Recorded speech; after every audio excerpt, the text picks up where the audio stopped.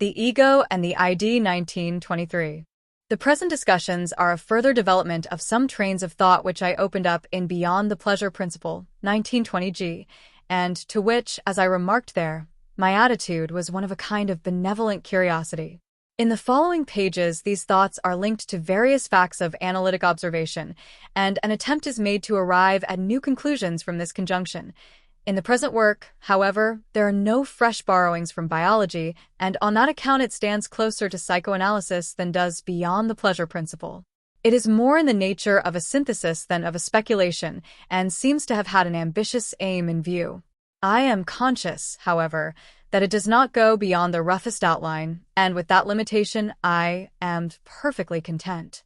In these pages things are touched on which have not yet been the subject of psychoanalytic consideration, and it has not been possible to avoid trenching upon some theories which have been put forward by non-analysts or by former analysts on their retreat from analysis. I have elsewhere always been ready to acknowledge what I owe to other workers, but in this instance I feel burdened by no such debt of gratitude.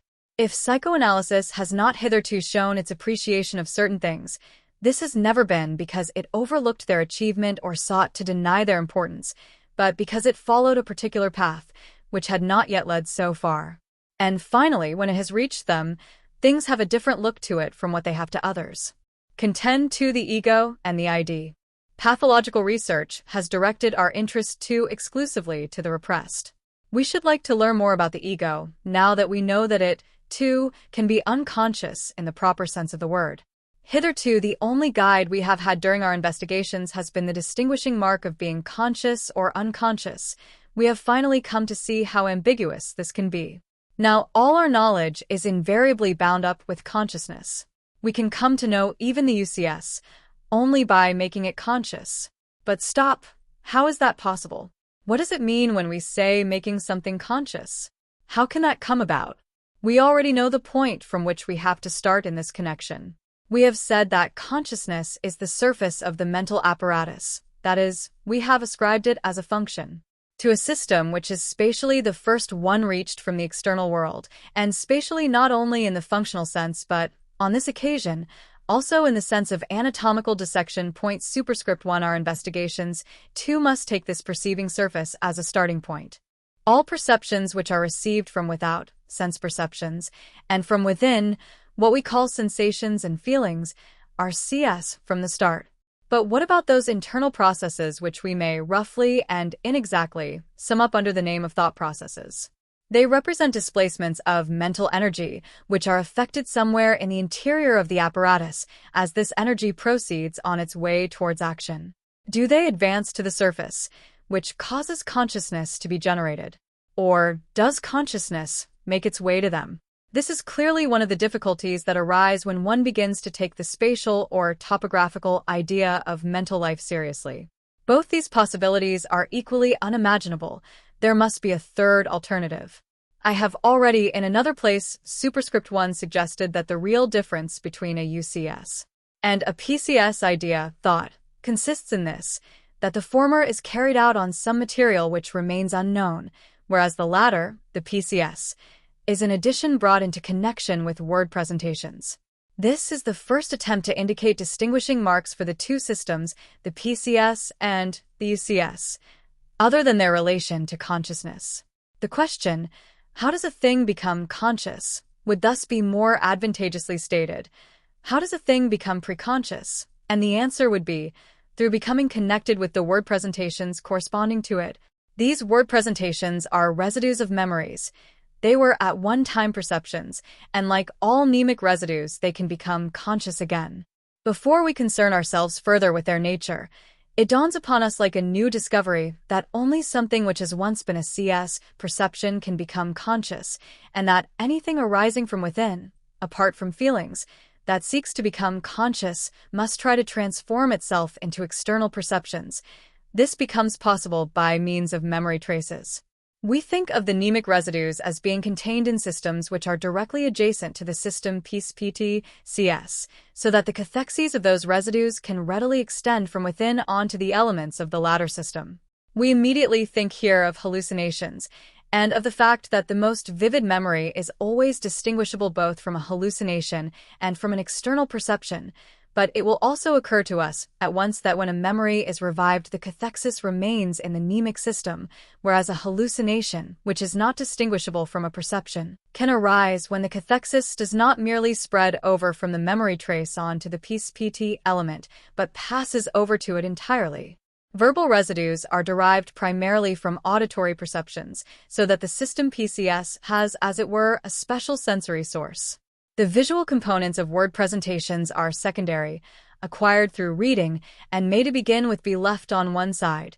So may the motor images of words, which, except with deaf-mutes, play the part of auxiliary indications. In essence, a word is, after all, the mnemic residue of a word that has been heard. We must not be led, in the interests of simplification perhaps, to forget the importance of optical mnemic residues when they are of things, or to deny that it is possible for thought processes to become conscious through a reversion to visual residues, and that in many people this seems to be the favored method. The study of dreams and of preconscious fantasies, as shown in Berendonk's observations, can give us an idea of the special character of this visual thinking. We learn that what becomes conscious in it is, as a rule, only the concrete subject matter of the thought, and that the relations between the various elements of this subject matter, which is what specially characterizes thoughts, cannot be given visual expression. Thinking in pictures is, therefore, only a very incomplete form of becoming conscious. In some way, too, it stands nearer to unconscious processes than does thinking in words, and it is unquestionably older than the latter both ontogenetically and phylogenetically. To return to our argument, if, therefore, this is the way in which something that is in itself unconscious becomes preconscious, the question how we make something that is repressed pre-conscious would be answered as follows.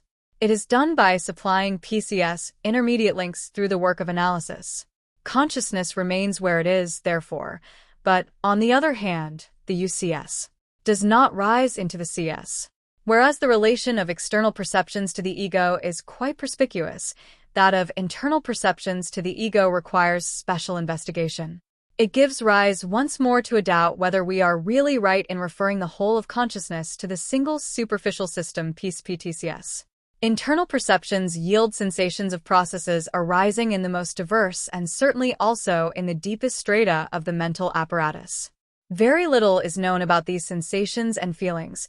Those belonging to the pleasure and pleasure series may still be regarded as the best examples of them. They are more primordial, more elementary, than perceptions arising externally, and they can come about even when consciousness is clouded. I have elsewhere expressed my views about their greater economic significance and the metapsychological reasons for this. These sensations are multilocular, like external perceptions. They may come from different places simultaneously and may thus have different or even opposite qualities. Sensations of a pleasurable nature have not anything inherently impelling about them, whereas unpleasurable ones have it in the highest degree. The latter impel towards change, towards discharge, and that is why we interpret unpleasure as implying a heightening and pleasure a lowering of energic cathexis. Let us call what becomes conscious as pleasure and unpleasure a quantitative and qualitative something in the course of mental events. The question then is whether this something can become conscious in the place where it is, or whether it must first be transmitted to the system PSPT. Clinical experience decides for the latter. It shows us that this something behaves like a repressed impulse. It can exert driving force without the ego noticing the compulsion. Not until there is resistance to the compulsion, a hold-up in the discharge reaction, does the something at once become conscious as unpleasure. In the same way that tensions arising from physical needs can remain unconscious, so also can pain, a thing intermediate between external and internal perception, which behaves like an internal perception even when its source is in the external world. It remains true, therefore, that sensations and feelings, too, only become conscious through reaching the system PSPT. If the way forward is barred, they do not come into being as sensations, although the something that corresponds to them in the course of excitation is the same as if they did. We then come to speak, in a condensed and not entirely correct manner, of unconscious feelings, keeping up an analogy with unconscious ideas which is not altogether justifiable. Actually, the difference is that, whereas with UCS ideas, connecting links must be created before they can be brought into the CS, with feelings which are themselves transmitted directly, this does not occur. In other words, the distinction between CS and PCS has no meaning where feelings are concerned. The PCS here drops out, and feelings are either conscious or unconscious. Even when they are attached to word presentations, their becoming conscious is not due to that circumstance, but they become so directly. The part played by word presentations now becomes perfectly clear. By their interposition, internal thought processes are made into perceptions. It is like a demonstration of the theorem that all knowledge has its origin in external perception. When a hypercathexis of the process of thinking takes place, thoughts are actually perceived as if they came from without and are consequently held to be true. After this clarifying of the relations between external and internal perception and the superficial system PSPT, CS, we can go on to work out our idea of the ego. It starts out, as we see, from the system PSPT, which is its nucleus, and begins by embracing the PCS, which is adjacent to the mnemic residues. But, as we have learnt, the ego is also unconscious. Now I think we shall gain a great deal by following the suggestion of a writer who, from personal motives, vainly asserts that he has nothing to do with the rigors of pure science. I am speaking of George Grodek, who is never tired of insisting that what we call our ego behaves essentially passively in life, and that, as he expresses it, we are lived by unknown and uncontrollable forces. Point superscript 1. We have all had impressions of the same kind, even though they may not have overwhelmed us to the exclusion of all others, and we need feel no hesitation in finding a place for Grodek's discovery in the structure of science. I propose to take it into account by calling the entity which starts out from the system PSPT and begins by being PCS, the ego, and by following Grodek and calling the other part of the mind into which this entity extends and which behaves as though it were UCS, the ID. We shall soon see whether we can derive any advantage from this view for purposes either of description or of understanding. We shall now look upon an individual as a psychical ID, unknown and unconscious, upon whose surface rests the ego, developed from its nucleus, the PCPT system. If we make an effort to represent this pictorially, we may add that the ego does not completely envelop the ID, but only does so to the extent to which the system PSPT forms its surface, more or less as the germinal disc rests upon the ovum. The ego is not sharply separated from the ID, its lower portion merges into it. But the repressed merges into the ID as well, and is merely a part of it. The repressed is only cut off sharply from the ego by the resistances of repression. It can communicate with the ego through the ID. We at once realize that almost all the lines of demarcation we have drawn at the instigation of pathology relate only to the superficial strata of the mental apparatus, the only ones known to us. The state of things which we have been describing can be represented diagrammatically, though it must be remarked that the form chosen has no pretensions to any special applicability, but is merely intended to serve for purposes of exposition. We might add, perhaps, that the ego wears a cap of hearing, on one side only, as we learn from cerebral anatomy. It might be said to wear it awry. It is easy to see that the ego is that part of the ID which has been modified by the direct influence of the external world through the medium of the PCPT, CS. In a sense, it is an extension of the surface differentiation. Moreover, the ego seems to bring the influence of the external world to bear upon the ID and its tendencies, and endeavors to substitute the reality principle for the pleasure principle which reigns unrestrictedly in the ID. For the ego, perception plays the part which in the ID falls to instinct. The ego represents what may be called reason and common sense, in contrast to the ID, which contains the passions. All this falls into line with popular distinctions which we are all familiar with. At the same time, however, it is only to be regarded as holding good on the average or ideally. The functional importance of the ego is manifested in the fact that normally control over the approaches to motility devolves upon it. Thus, in its relation to the ID, it is like a man on horse back, who has to hold in check the superior strength of the horse, with this difference, that the rider tries to do so with his own strength, while the ego uses borrowed forces. The analogy may be carried a little further. Often a rider, if he is not to be parted from his horse, is obliged to guide it where it wants to go, So, in the same way, the ego is in the habit of transforming the idea's will into action, as if it were its own. Another factor, besides the influence of the system PT, seems to have played a part in bringing about the formation of the ego and its differentiation from the ID. A person's own body, and above all its surface, is a place from which both external and internal perceptions may spring. It is seen like any other object, but to the touch it yields two kinds of sensations, one of which may be equivalent to an internal perception.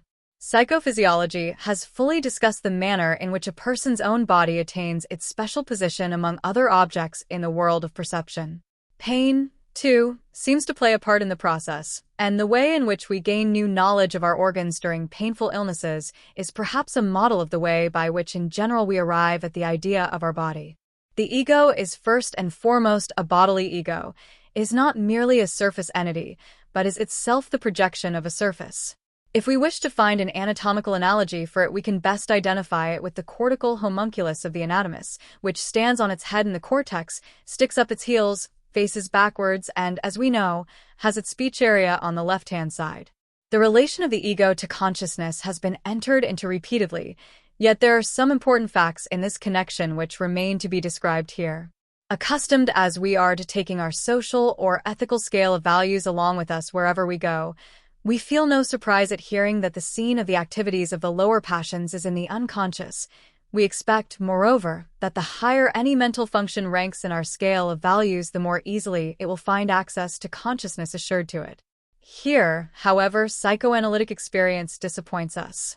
On the one hand, we have evidence that even subtle and difficult intellectual operations which ordinarily require strenuous reflection can equally be carried out preconsciously and without coming into consciousness.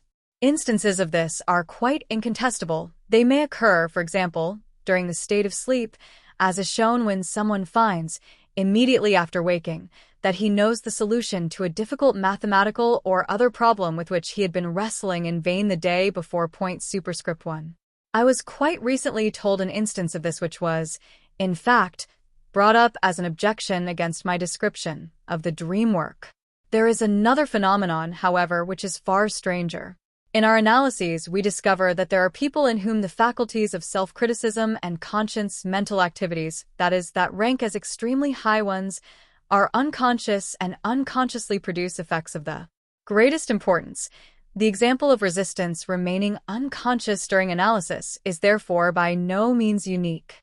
But this new discovery, which compels us, in spite of our better critical judgment, to speak of an unconscious sense of guilt, bewilders us far more than the other and sets us fresh problems, especially when we gradually come to see that in a great number of neuroses an unconscious sense of guilt of this kind plays a decisive economic part and puts the most powerful obstacles in the way of recovery.